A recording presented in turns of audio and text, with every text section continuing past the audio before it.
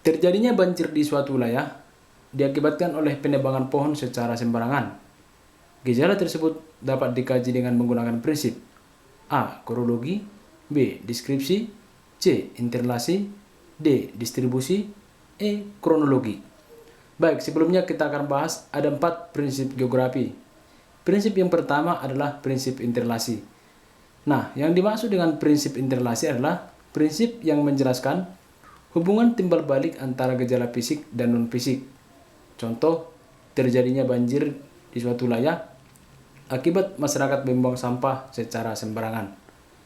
Nah, di sini ada hubungan timbal balik di mana masyarakat membuang sampah secara sembarangan. Kata kuncinya adalah sebab akibat. Yang kedua, prinsip deskripsi. Prinsip deskripsi adalah prinsip yang menjelaskan dengan menggunakan tabel, grafik, maupun diagram. Jadi kalau ada istilah-istilah tabel, grafik, maupun diagram, berarti itu adalah prinsip geografi. Yang ketiga, prinsip distribusi. Prinsip distribusi adalah prinsip yang menjelaskan gejala geografi yang tersebar secara tidak merata. Contoh gejala persebaran flora, fauna, manusia, barang tambang, dan lain sebagainya, itu adalah prinsip distribusi yang dijelaskan di dalam prinsip geografi. Jadi ini tidak merata. Yang keempat, prinsip korologi. Prinsip korologi adalah prinsip yang menjelaskan gabungan dari seluruh prinsip yang ada. Jadi prinsip korologi ini adalah prinsip yang komprehensif, mencakup semua prinsip. Nanti dijelaskan di situ interlasinya, distribusinya, kemudian gambar-gambar dan lain sebagainya. Itulah yang disebut dengan istilah prinsip korologi. Oke, kita kembali ke soal. Terjadinya banjir di suatu wilayah diakibatkan oleh penebangan pohon secara sembarangan. Gejala tersebut dapat dikaji dengan menggunakan. Oke, jawabannya ini adalah terjadi hubungan timbal balik, berarti jawabannya adalah C, interlasi. Baik, sebelumnya teman-teman, dalam membahas soal SKB geografi, kompetensi bidang, ada beberapa hal yang harus dikuasai. Yang pertama adalah hakikat geografi. Nah, hakikat geografi ini terdiri dari prinsip, aspek, pendekatan, dan konsep.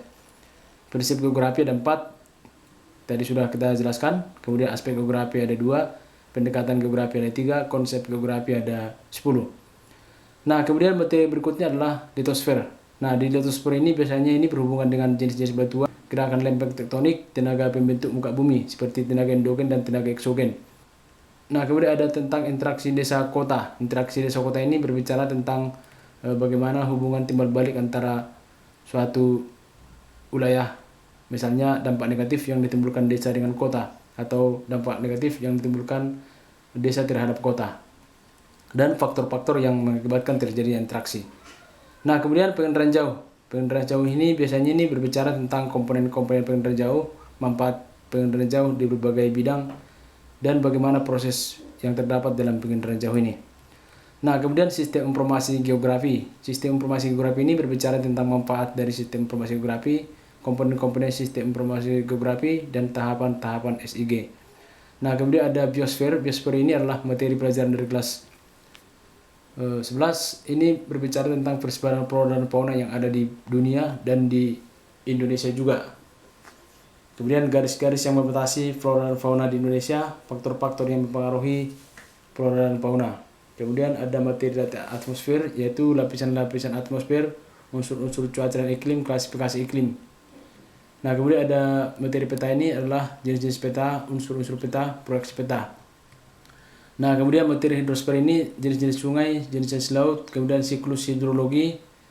Kemudian ada di dalam materi hidrosfer ini adalah peredaran darat seperti danau, rawa-rawa, sungai. Kemudian laut. Berikutnya adalah materi tentang wilayah dan pewilayahan. Materi sumber daya alam, negara maju dan negara berkembang, kependudukan, poros maritim dunia, pembangunan berkelanjutan, bumi, lingkungan hidup. Nah, apabila ini sudah dikuasai, maka mungkin tes kompetensi bidang ini sangat gampang nanti kalau sini sudah dikuasai materi-materi ini. Jadi yang pertama adalah perlu dipahami materinya. Jangan langsung mengerjakan soal tanpa dipahami dulu materinya. Seperti tadi kita langsung masuk ke soal di awal. Apabila kita sudah mengetahui materinya, maka akan sangat gampang untuk menjawab soal. Baiklah, kita akan bertemu di pembahasan soal-soal berikutnya. Banyak sekali soal-soal yang akan kita bahas supaya mendapatkan nilai terbaik nanti di kompetensi bidang guru geografi. Sampai bertemu di video berikutnya. Terima kasih.